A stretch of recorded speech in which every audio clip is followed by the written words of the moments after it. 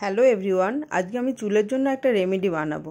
বর্ষাকালে চুল ভীষণ ঝরে পড়ে, সেই কারণে আমি একটা রেমেডি তৈরি করছি। ভিংরাজ পাতা নিয়েছি, সদাবাহার মানে আমাদের বাংলা ভাষায় এটাকে বলে সন্ধ্যাতারা, আর কারি পাতা, তার সঙ্গে মেথি এবং কালো জিরে আর অ্যালোভেরা জেলটা বার করে নিয়েছি। এই প্রত্যেকটা জিনিস দিয়ে মিক্সি গ্রাইন্ডার দিলাম এবং মিক্সি করে নিয়ে তার মধ্যে ওটাকে ছাঁকনি দিয়ে ছেঁকে নিলাম।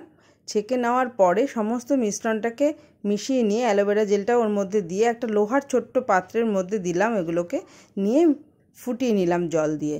বেশ ভালো করে ফুটানো হয়ে গেলে তারপরে নামিয়ে নিলাম। নামিয়ে ঠান্ডা করে নিয়ে ওর মধ্যে নারকেল তেল দিলাম।